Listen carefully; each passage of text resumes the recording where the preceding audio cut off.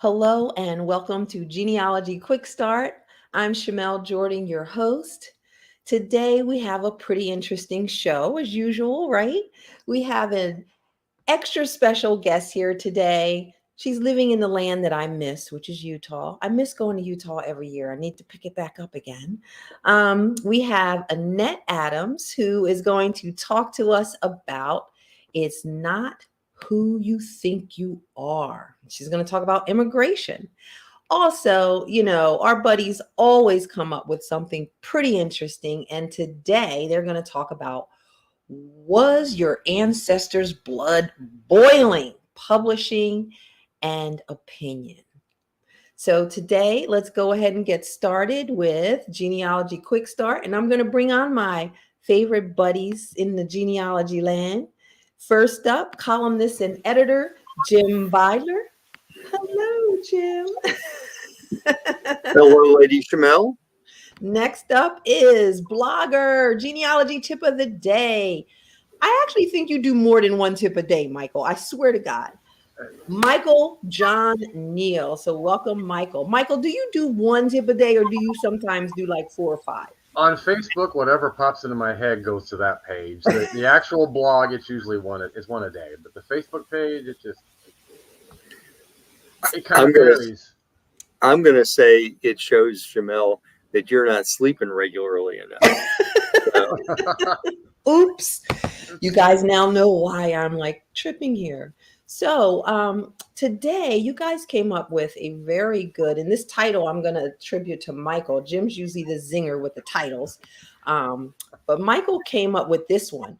Was your ancestors' blood boiling? Talking about publishing and opinion.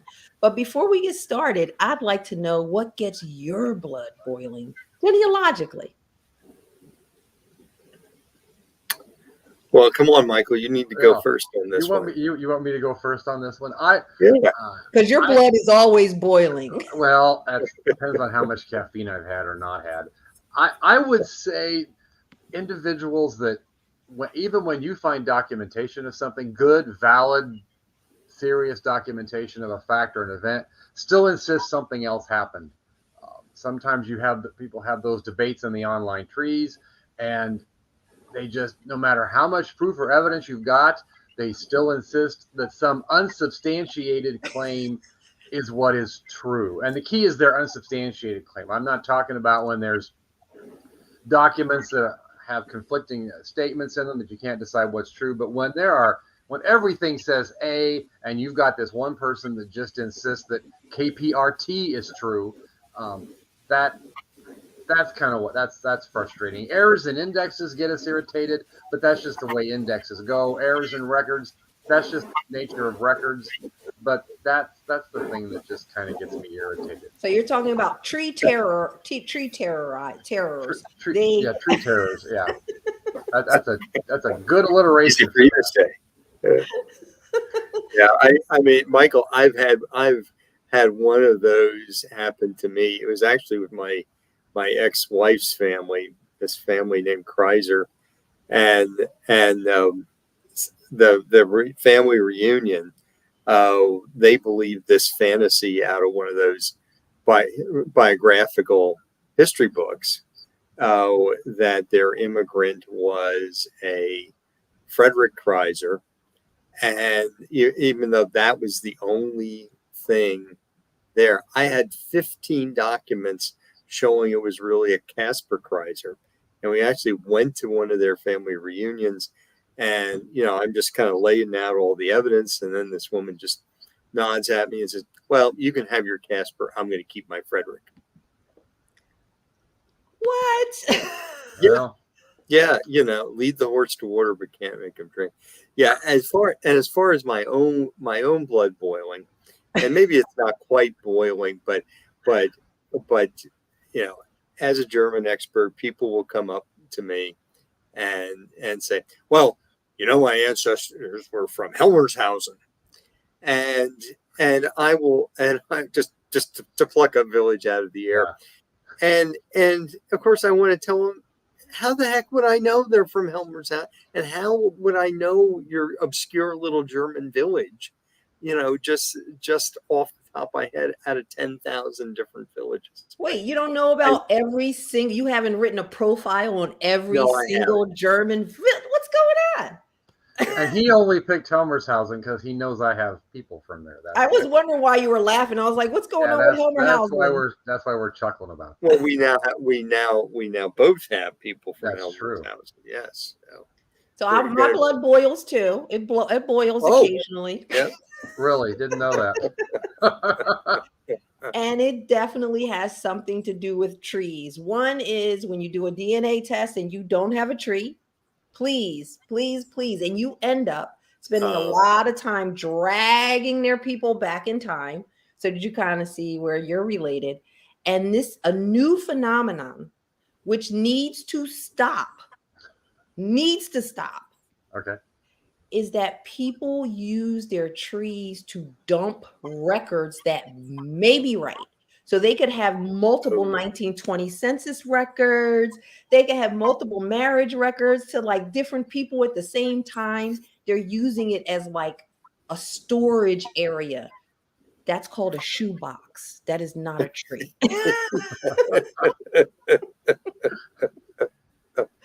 All right, guys, we have said what gets our genealogy blood boiling. I would like to know what gets your blood boiling. And also, I forgot to say, you guys need to announce who's out there. Where are you? And if you're in a genealogy group, we need to hear that as well. So who do we have out there? Of course, we have Gene Henry, who's here, and he's like in every genealogy group within a 50-mile radius of his home. And the Venerable Dean Henry. Yes. Venerable Dean. Venerable, sorry. Then we have, Renee Reese Murray. Hi, from Minnesota. Nice to have you. Hello, Jenny.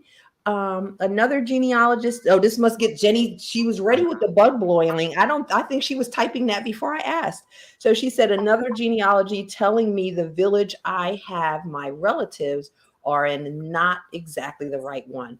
Well, the other two villages don't have Catholic churches in that town, and the closest one is 30 miles away. Gotta love German research. So you guys saying German researchers are a bunch of Peters? Is that what's going on? Well, I think we're going to be more generic and say people that don't pay attention to geography. If you also look at what she's geographic clues are part of what she's driving at there too, it sounds like. Huge. Hey, Jean from Collegeville and AAGG and Aug's Family Quest. And you down South Carolina now joining groups, Jean? Congratulations. Fantastic. So anyone else, please announce whether you don't miss Denise. Yeah. Did I miss Denise? Yeah. Denise Payne. Yeah. How come I don't see Denise? Oh, hey, Denise. That's because she just said hi, guys. That's why I missed her. I'm sorry. Thank you. Hello, Monica Guzman I love the last name Guzman, from Austin, Texas. I love Austin. You have to go to this restaurant called Lenoir if it's still open. Tejano Genealogy Society of Austin. Fantastic. Hello, Marie Capaldi from Bucks County. Nice to see you. All right, you guys have a chance to announce. We're going to go on with the show. And we are, of course, talking about, was your ancestors' blood boiling? There seems like there's a background noise. Do you guys hear that? I do hear that. Oh, okay. I don't. I am on my laptop. I might be the culprit. I don't know. But. Don't worry about it. It's not killing us. Just wanted to make sure it wasn't just my personal ears. All right. So step one is to choose an ancestor for whether or not, that you thought that they might be published. So did you guys have any ideas about anyone in your family that might be published, that you thought might be published? I'm going to be really honest. No, all of these I have found just by using some of the approaches that we're going to talk about it. Some people they know that a great uncle or somebody or whatever wrote a book or did this or wrote some articles or whatever, but I had absolutely none of those stories. And so these are all things I've just found. Oh, that's even better. I love that. I love that. Yeah, I think I'm the first of my line to be a writer. And in addition to the books I've written, I also have the reputation at my local newspaper of what they call a frequent flyer in the letters to the editor pages. And some of the examples that Michael has, I would put them to shame. But it's not about me. It's not about me. Yeah, if you're watching, Google him later after we're done. Yeah. I can't wait. Beidler and Reading Eagle, and you'll find some good stuff. So. Oh my goodness. Do people stop you in the street about your commentary? At church, sometimes they would, so because they I don't know why they picked out this number, but they will only print a letter from you every 35 days. That's the Beidler rule, probably. Well, no, I think it preceded me because I was far from the only frequent flyer. But there were times when I would be itching and I'd be, okay, let's see, 33, 34. Okay, I'll send that in on Friday. So. I love it. I love it. Okay, so we chose an ancestor, Jim and Michael. We're just going to play around with them. I mean, obviously, start with one you think might have for whatever reason or another, and then I just branch out from there because you never know. Some of these ones that we're going to see are people I did not think of as falling into the category that might have done that. So you just want to look for anybody, to be really honest with you. So first, after we choose someone, then the first place we're going to look is, did they write a book? So what are some of the great places to look for books? I would say probably two places. The first one is at books.google.com, and they have scanned images of out-of-print books, or out-of-copyright books, rather. Archive.org is another one where you may find some of those for things that are out of copyright or have been quite a while since they've been published. For things that are more recent, in addition to things that are also older, you could go to worldcat.org, and that's a virtual online library card catalog that will, if it's been printed, some library has it, and it's going to be most likely in WorldCat.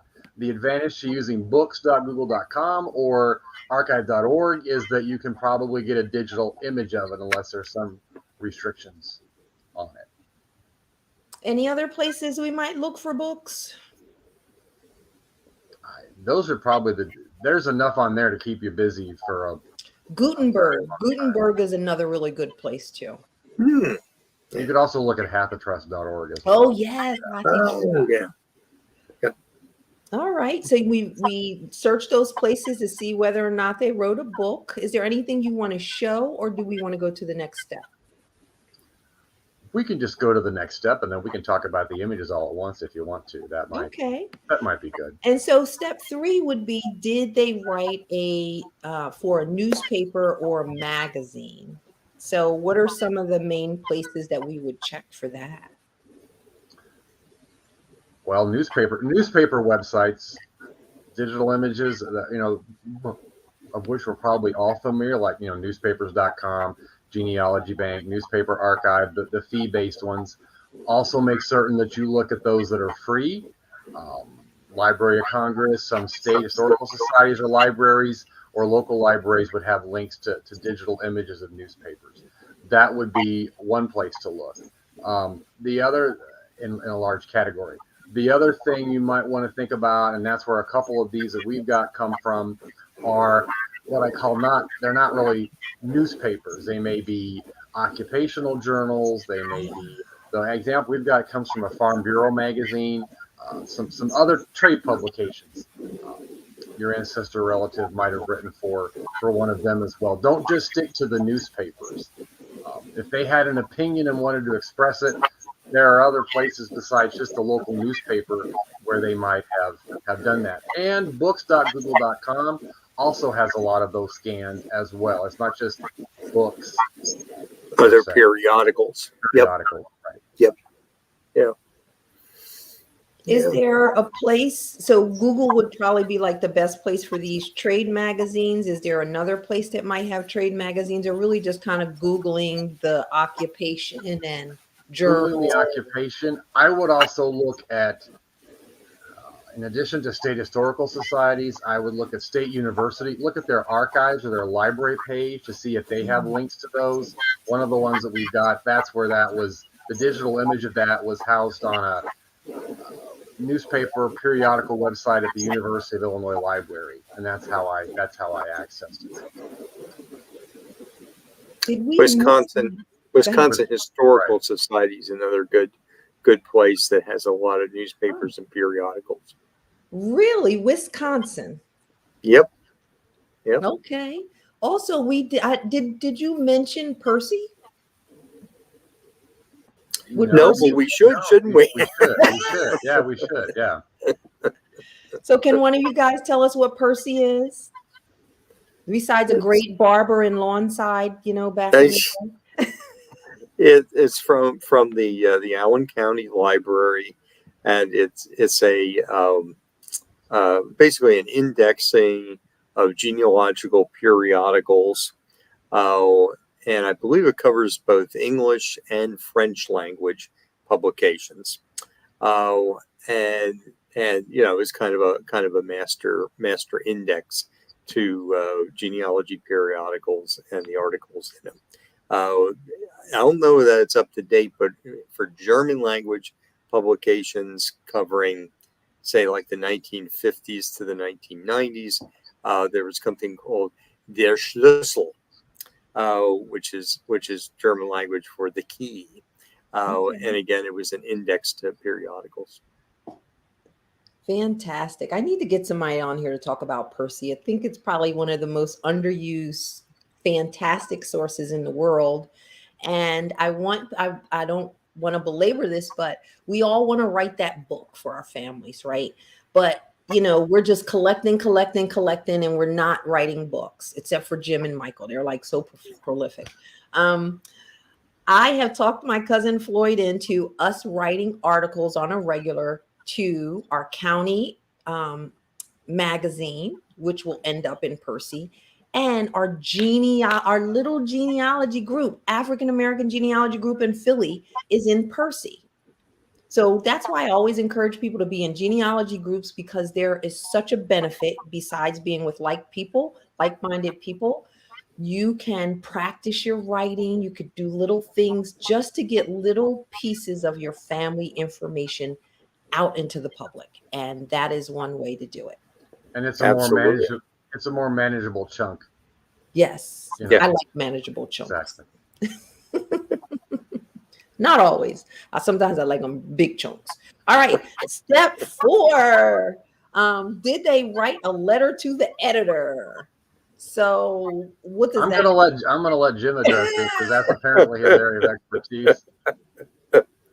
Yeah, well, and here again, I kind of know how the sausage was made, because as many of you probably know, my first career was in journalism.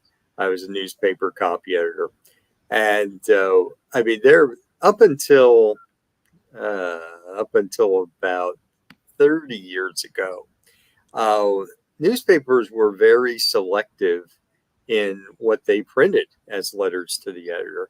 Yes, as some of Michael's examples may prove, they would let somebody go off and vent at times, but they also, because newspapers were kind of king of the heap as far as media.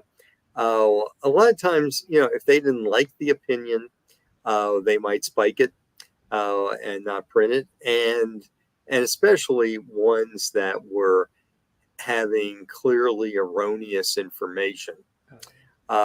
They would spike those too. Now, if you go back in history into the 19th century, kind of anything went. But there was a time period where if you wrote a letter to the editor trying to prove that the Earth is flat, that would never see print. It probably would see print today, and it probably would have seen print in the 19th century. And if that happens, you will learn scads about your ancestors' character. I love that. And step 5 is to get more context about the person and about the event. So I I think would, this. Go ahead. yeah. Do you want to show, is the Yes. blood boiling one first? Let's do that one.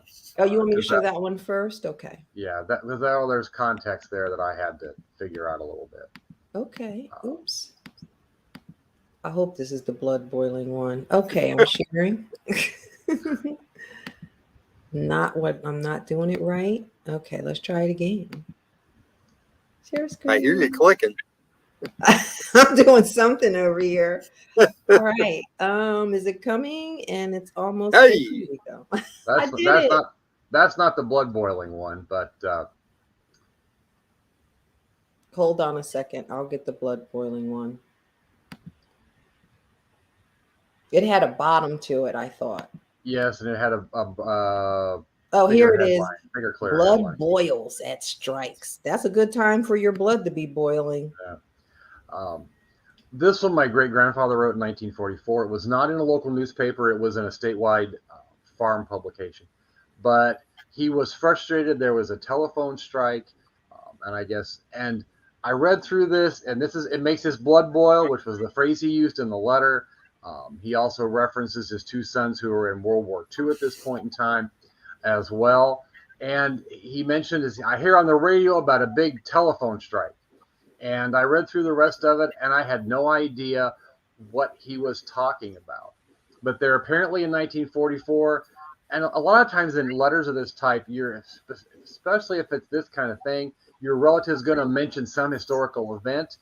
Sometimes you'll know what they're talking about. Many times you won't, because it's something that's faded from history. So there was a telephone strike in 1944, quite a large one, and that's what had gotten him very irritated, and so he was expressing his opinion about that in this little piece, which I was not. And part of the context would be at the time, Right. without the telephone, it's not that he had other ways of communicating, perhaps, or I mean, that would have been the fastest way of communicating, and you take that away, it's going to get my blood boiling too. Yeah. And he has 2 sons, Right. out of the country fighting. Yeah. I get it. I get it. So let's see what this one is. I think I'm going to go back one. Who is this? That's the letter writer about 30 years before the letter was written. That's their wedding picture. Okay, this looks like a sheepskin rug. Did he do Kundalini yoga? I really doubt it. That was probably the studio portrait, is my guess. Okay. So that's the blood boiler. That's the what blood do we boiler. have here? This one is a little more. This was from WorldCat. We mentioned WorldCat and looking for books. This was a son of a first cousin of my great grandfather that wrote. He was a professor in Michigan of English, and unbeknownst to me, he has written 11 books of poetry. I did manage to. I bought one on Amazon or eBay or somewhere several years ago, and I'm not a huge poet person, so I struggled through part of it.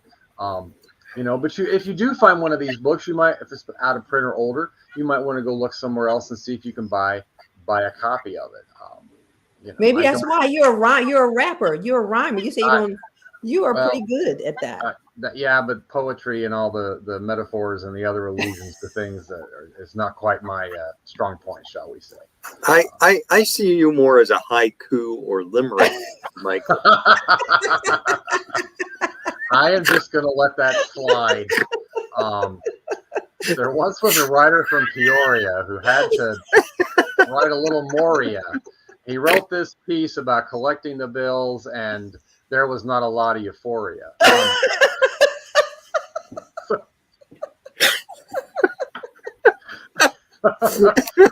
Anyway, this was another relative who wrote an article for the Rotarian in 1915 about. He was a bill collector for the city. He had his own company in the city of Peoria, Illinois, and he wrote this article about the bill collecting process and how you tracked your. It was very boring, but parts were interesting because he talked about how we tracked the paperwork and the collection activity. And you had to keep in mind, this was in 1915, before anything was computerized. So the file system was interesting. It did get a little tedious and boring because he went into a lot of detail. Thought the illustration was kind of cute though. But I love the illustration. I was not expecting to find an article like that when and this was one more that was found on books.google.com as well. He looks like a young Mr. Wilson from Dennis the Menace. Yeah, I think that's a stock image, but okay. Yeah, he does. He does.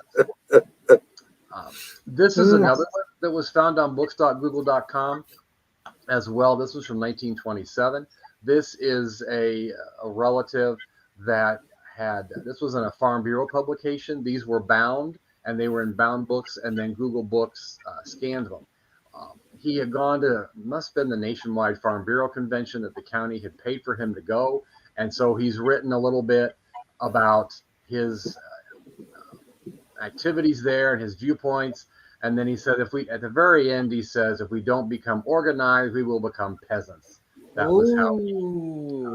That sounds like something you would say. I don't, or something Jim would say too. I'm already both. Well, I was going to say he got a little political there on us. He did get a little political Yeah, there. got his inner surf on. Yeah.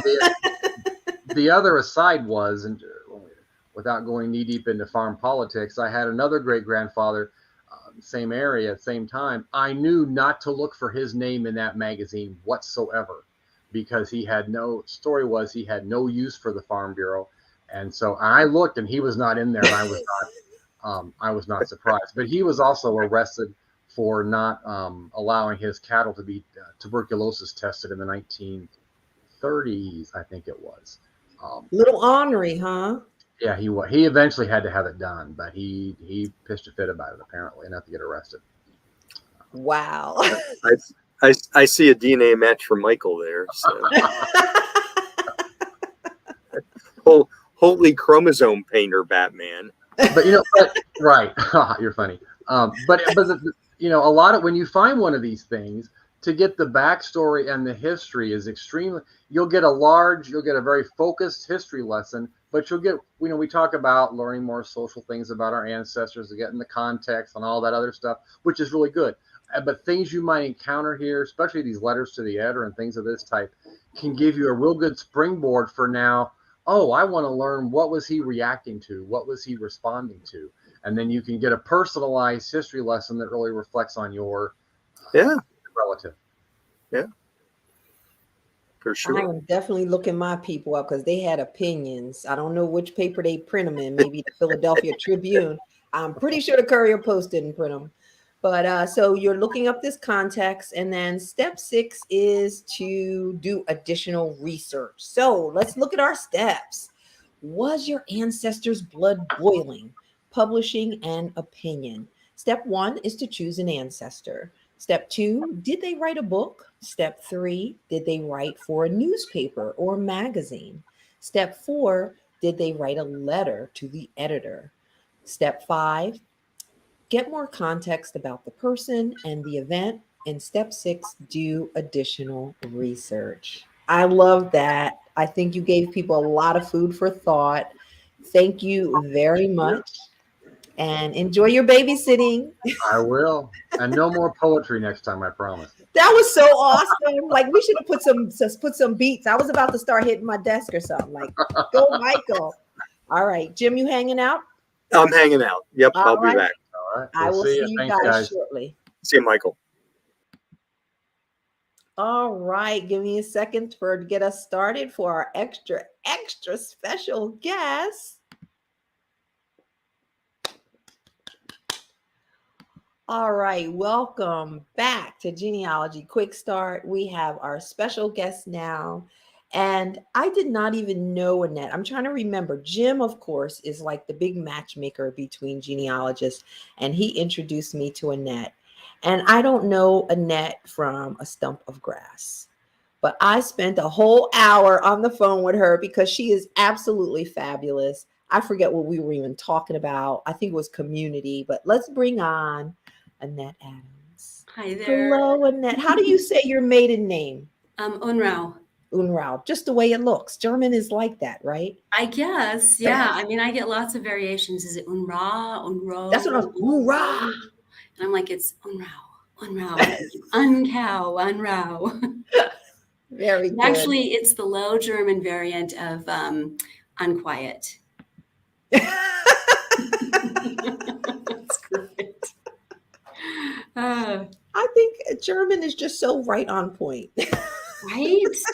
Yeah, when I read the description of what my maiden name means, it means someone who stirs up the pot and creates contention wherever they go. I was just like, great.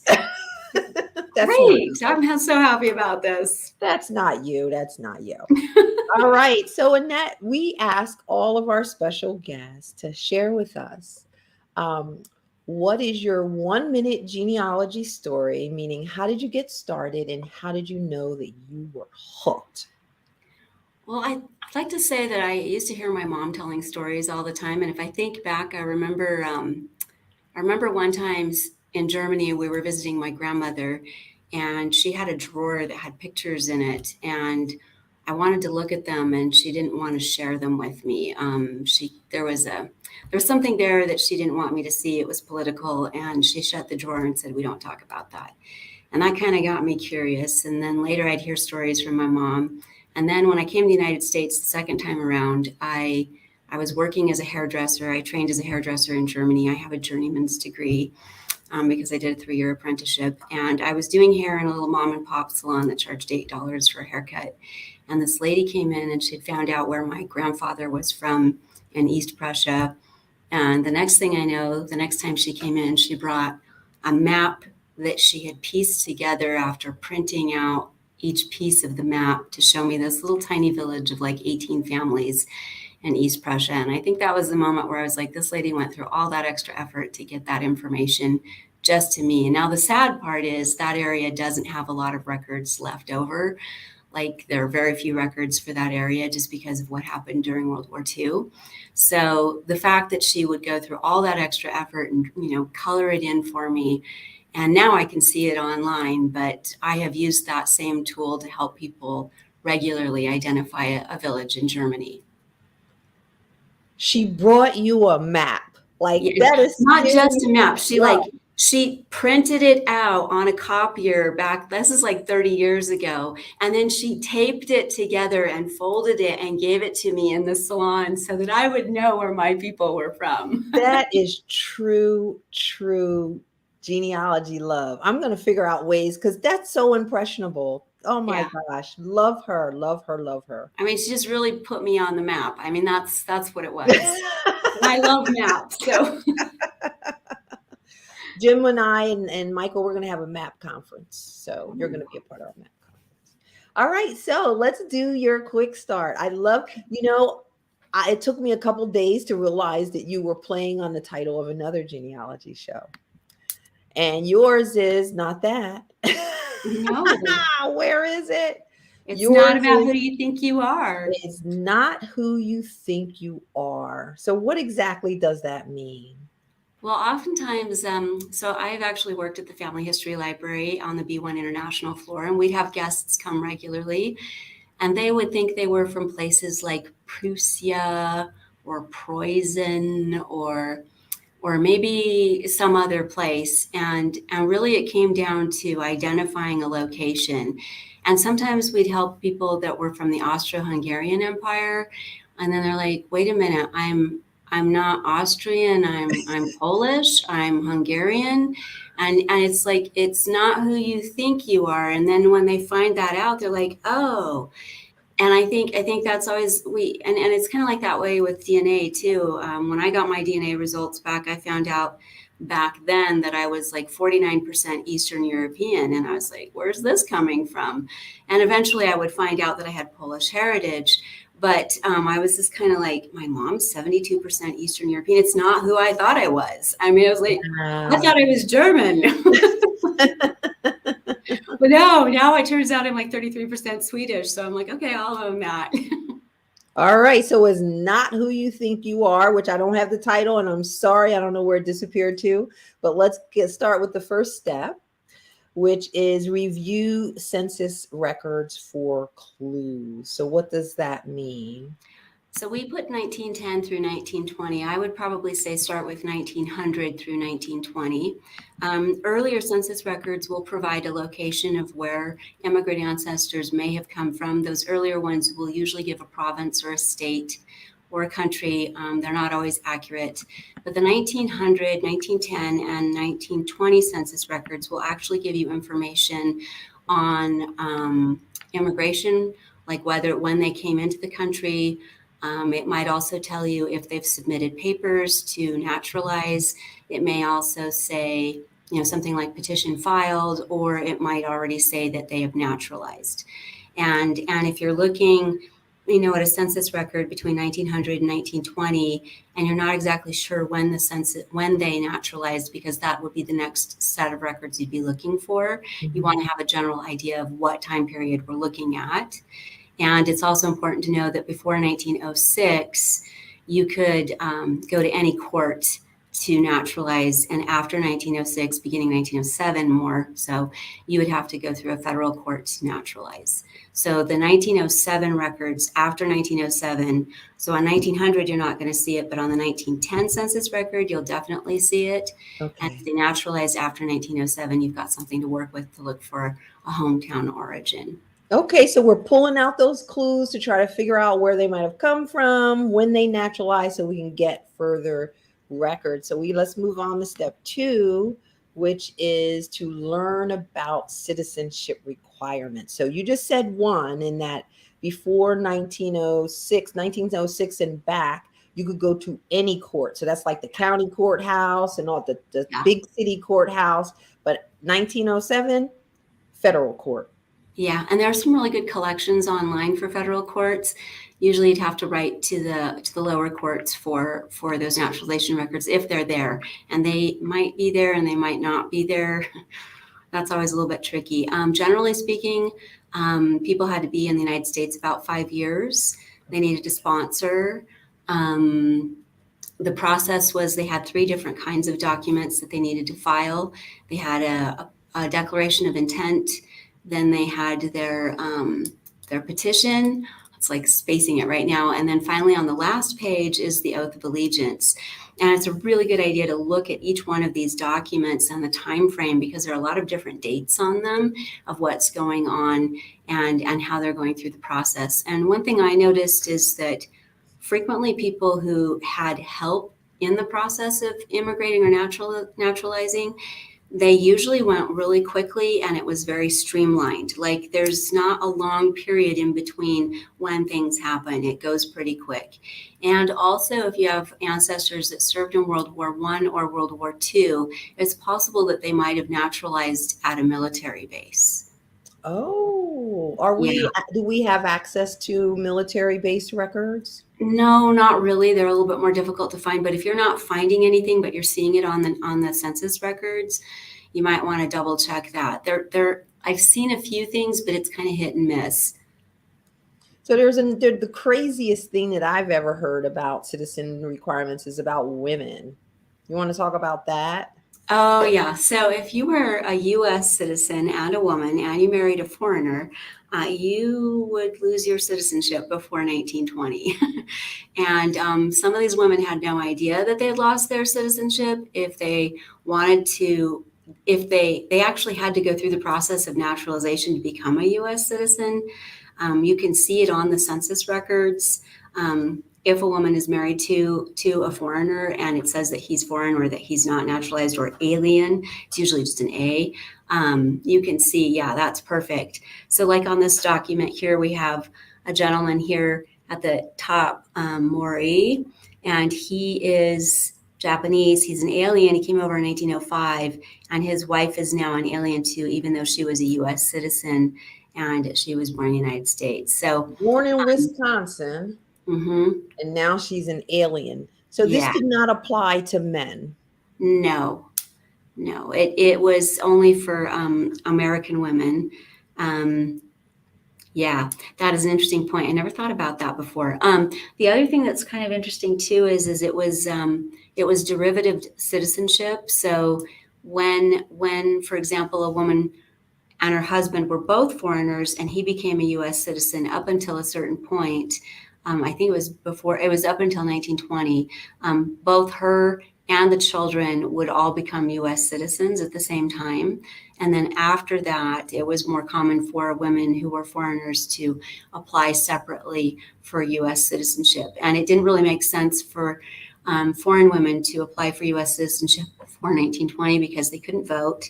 There were really no advantages to being a U.S. citizen, and it cost a substantial amount of money to have both husband and wife naturalized. And a lot of these So there's a immigrant families, financial impact to that might yeah, have there was a slowed financial it impact. down. Okay. Wow, that's very interesting. So learning about the citizenship requirements, you ready to go on to step 3? Yeah. So we're going to search for naturalization records. Where do we search for naturalization records? Family Search and Ancestry have some great collections. I think MyHeritage does as well. Usually you want to search by state. You can always take the easy approach and plug in the name and the place if you have it, of where they lived and the year they were born. But that might not always be accurate because if they moved around, it might be someplace else. This particular record here is actually my granduncle, so my grandmother's brother. Mr. Halter. Yeah, exactly. Thank you. We know him as Oscar, but his name was Theodore. And I liked this record. I didn't have a chance to show it as much, but on the previous page, we see a little bit more of these. Sometimes you'll have all the documents together, and sometimes you'll be looking around at separate documents depending on how they were filed. And if they didn't become a U.S. citizen, it's also possible that there may be only 1 or 2 records and it just never got finalized. So it can be a little bit tricky, but you want to check the collections at Ancestry. This one's from Ancestry, and it actually includes all 3. It includes the petition, the declaration of intent, which is on the previous page, then the petition. Then at the bottom here, we have the affidavits of the petitioner and witnesses. If you're doing collateral research or fan research, you want to check the names of the witnesses because they may be related. They may also be like brother-in-laws.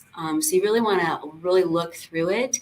And sometimes what I enjoy doing too is comparing ship manifests with these records and also the census records to see if there are overlapping pieces of information.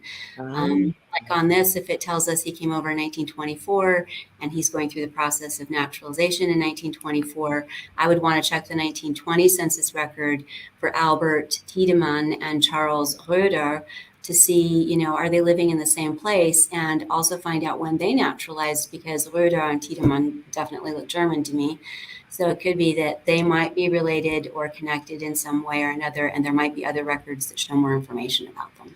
So Dean wants to know what was the reason for taking away citizenships of American women? It wasn't really. It was a means to discourage too many immigrants from coming to the States. There were a lot. There are some really great books on the topic of immigration. It's kind of an interesting process because sometimes this is not really politically correct to talk about it, but the reality is certain groups of people were less desirable than others, and were not as welcome in the United States and then at other times, these same groups were very welcome in the United States because we needed laborers to do jobs. And it's interesting because the regulations and the laws would change according to what was going on. If there was like a U.S. recession happening, then all of a sudden they didn't want as many immigrant workers here. And if there was the great earthquake of, San Francisco, all of a sudden we need as many laborers as we can possibly get. And one of the biggest issues that involved immigrants was that laws would change according to how many men could vote. And people were afraid, and this actually happened in colonial America as well. There was a whole article on it in one of the magazines I just recently read, that it kind of started off with the Quakers were all pacifists, and then all these Germans were coming in. And over the course of a 10-year period, there were 30,000 people that came in, settled in Philadelphia in that area. And all of a sudden they're like, oh, these people are going to vote differently than we vote, and they're going to be on our legislation and make new rules. So now we're going to redistrict them so that we can gerrymandering. I don't know what it's called, but I was reading it. I was like, wow. But yeah, that was an issue for the Chinese. And so, they were trying to limit how people and what people could do based on votes. And, it wasn't until 1920 that women could vote in the United States. And that means all American women. And, that's a crucial point too, because then they had a voice as well. What? Women got a voice? We don't have one now, but I won't get started. Here we go with the books. This is a great slide that people should look at for these books. If you could only have two of them, which one would, or okay, is there a beginning book here for people? Well, what I'm going to do is I would really focus on daily life in immigrant America, like the 1830 through 1870 period. We have more stories about after 1870. Some of these books are Finding Our Fathers is for Jewish research. Immigration at Golden Gate is predominantly for Asian. Then we have the Italian for La Storia, and then The Guarded Gate and One Mighty and Irresistible Tide, and then Working Towards Whiteness. These are all about, legislation and laws that would have affected your immigrant ancestors. But if I could have two books that I would want to read, it would be Round Trip to America and Daily Life in Immigrant America. The Round Trip to America I thought was really interesting because we don't talk about the people that actually ended up going back. And there was a large percentage of people that ended up returning back to back to their home countries. And one of the interesting facts was in World War II, American soldiers found that in about every village they visited, there was some Italian man that spoke English fluently, because 1 in 20 men that came to the United States actually returned back to Italy. And one of the things that I thought was really fascinating too is that there was this factor of how when Europeans came to the United States, and either if they worked at a factory or if they worked in the field that they had come from and then they returned, if they worked in a factory, they would usually buy land back home, but they wouldn't actually make improvements because they didn't have the skill sets. And then there were others, this was found in Norway, who came to the United States, farmed here, went back and brought those farming practices with them and were able to improve farming practices back in Norway. So I like this book because it just gives you some other points of interest to say, well, how did this affect going both ways? I love this. I want all of these books. I'm definitely getting this Daily Life in Immigrant America and this Round Trip. Like, I haven't even had a chance to deal with any of these. Thank you for these. They love books. Like, Amazon is going cha-ching, cha-ching right now. Just so right. All right. So let's see. Next step would be, give me 1 second. My fingers are stuck today. I'm thinking about the bakery. They're making fig jam. So I have to go get some. So step 4 is to search for passenger arrival list. This is what we're used to seeing, right? These lists of people. Yeah. Where do you find these passenger arrival lists? So Ancestry and Family Search and MyHeritage have these collections. There are a couple of things to remember. There are the passenger arrival lists. These are important because they're coming in usually to the United States. There are some for Canada. There are some for other countries as well. They're not as well kept. And then we have the passenger departure lists from Hamburg. There was a set from Bremen, but the collection was destroyed. So the arrival lists are great because you can compare them to departure lists and see what kind of information is provided. The records usually after 1906 will provide names of family members that are either in the United States where they're going to or who paid for the trip. And it'll also show on the second page after 1906 who their family members are back home. And so you have like 2 new reference points, and it's also, again, great for collateral research. So there are other kinds of lists too, depending on what your ethnicity is. With the Hamburg passenger list, there were over 5 million people that left from Hamburg. There were more that left from Bremen. I know there was a list that was created, like an index that was created for those who arrived from Bremen, but it's not conclusive. Okay. And then there are other places too. Le Havre was a place that people left from. They also left from Trieste and some of the other areas there in Greece and the Croatia area in Italy. But those records were never really well kept, and there are different places to look. I've had to do some Google searches and found some small databases within university collections. So wow, wait a minute. creative. Did you say that you're finding passenger arrival lists outside of the federal government kind of record keeping? They're actually in some university special collections? Yeah. Yeah. And there's also, depending on where your people came from, there are entire book collections. They're like Irish people, then there are Germans, and then there are Russians to America. It's usually Russians to America or Italians to America. And you can find those like in the Family Search catalog. You can check and see what's there. There are also historical societies that also have access to these book collections. And the book collections will point you to the actual like textual records? Those textual records may not exist anymore. Yeah. Because they're usually an index, but they might actually provide something that you didn't have before. And if you're looking for the hometown origin, and that's usually what immigration research is mostly about, so that you can extend your tree. What kind of Google searches?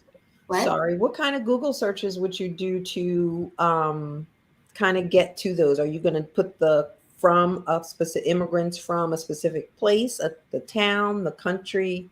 Like, how are you searching to break through that? I think what I do is I look for passenger lists and then the name of the country. Okay. And then I kind of go down a rabbit hole. We love rabbit holes. We love right. them. I'm going to share these a passenger list that you provided. Thank you. Tell us about this. So this, again, was for my granduncle. He came over in 1924. These are amazing because they're typed. Yeah, you don't have to like eke through handwritten documents. And these are the arrival passenger lists, and they'll tell you the names of the persons that came over, when they came over, how much money they might have had on them. There's usually a second page to these after 1906, 1907. Prior to that, they might be handwritten. Some are typed. What's on the second page? On the second page, you're going to find out descriptors of that person. You might find out if that person was detained because someone couldn't pick them up or they were sick. You might also find out how long they were detained and what they were fed, like if they had breakfast, lunch, and dinner. You can also tell, this is something I think is sometimes interesting too, is you can see a visa application process, like when they applied for their visa, when it was granted to them, and where it was granted. And if you kind of play with it a little bit, you can see it. And something that's kind of cool too that you have to pay attention to is sometimes you'll see entire rows crossed out that those people didn't show up for the departure. I've had an experience where I actually had that happen, where this lady's like, yeah, my people were Germans from Russia and they were coming over. And we had these two different passenger lists. And the one, she's like, well, the name is spelled wrong, but she had told me all the names of her relatives whom she knew. And they were right there on that list. But on the other record, she's like, what's the difference? Well, it turns out that half the family didn't leave at the time that the other half left. So they were stuck there for a little bit longer. And that then leads you to, well, when can I find another collection of records, or what type of records might record that? So always looking for clues. Let's take a little bit of a closer look. So tell us that this is a Hamburg passenger list. This is the Hamburg passenger list. So the previous record was the arrival list to New York. This is the departure list from Hamburg. So he came over on the ship. They made a list in Hamburg, checked it twice, and then when he got into the United States, they had another list, only this one was typed up, and they provided more information as to where he was going and who he was going with. And one of the things that I thought was interesting is the gentleman above him, Carl Feld, actually found him. He would later become like a relative, and he would, these guys would be connected with each other and other people. So now I would see more connections going on. And if I remember correctly, I think I found Carl Feld's wife's naturalization record for 1927. In 1927, you will actually get pictures with the naturalization records. Wow. So you want to go through each page and check them carefully. But on this one, you can see where they're from. It's a little bit different. This list would have been made in Germany by a German speaker. It tells us where they're coming from, what his occupation is, where he's going, and then we have the handwritten information on the next page. And just so you know that anything prior to 1906, maybe even earlier than that, these records will be predominantly handwritten and the pages bleed through. And what's really nice is they're fully indexed and fully searchable. And you sometimes have to get a little bit creative when you're searching them. There are passenger records that come from England as well. The Hamburg passenger lists had two, a direct route and an indirect route. And they went everywhere. They went to South Africa, they went to Australia, they went to Brazil. And so you're going to have different records coming in from different places. And you're going to want to check different ports in the United States for arrival lists. So you want to start in the United States. I'm learning so much from you, Annette. Thank you. So I never thought I just thought, get that list. You got the list. Woohoo, you're done. But no, you want to go to, first start in the United States and get them arriving there. And then you want to get any list from them leaving as well. Right. And then, what's interesting too is kind of like, even today when we fly, we pick a direct route or an indirect. If it's indirect, it's usually cheaper, but there's a layover, right? So if there's a layover in your ancestral's timeline, it could be that records may have been made. So if you have people that ended up in England or were in England, you might find them on their census records. So you're using that to create this timeline so that you can see what to look for and where the gaps are. My time, I'm not looking. We have very little we're time. up. So you want to create a timeline, you said. So you get these passenger lists. What do you use to create your timeline, and what type of stuff do you put on your timeline? So carefully comb over every date that comes up on every document that you find. Use your computer to create your timeline, because if you do it on paper, you're going to get frustrated because it's going to get messy really fast. And then what you want to do is, like, if your ancestor was born in 1879, they came over to the United States, look for, there's no 1880 census record or 1890 census record, but there is a 1900 and there is a 1910 and so far. So you just put that timeline together based on the documents exist, and then the historical facts that might have played a role in their lives, and then the facts that you know about your ancestor, birth, marriage date, when their children were born, and where they lived, and pay attention to every little date detail and create that timeline so that you have a full story of what's going on, so that you might say, oh, you know what, I want to look for an obituary, or I want to look for those articles that we were talking about earlier in a newspaper. Would I find them here? Okay, I love that. I love timelines. And then step 6, which we all know, is to take all of those cues and use them to continue your research. Annette, I don't know about everybody else, but I learned so much during your show. We've done immigration so many times, and I think you pick up stuff each time you listen. Mm-hmm. Let me quickly, were there any other documents? I think those were the main documents. Let's do all the steps. So step 1, it's not who you think you are.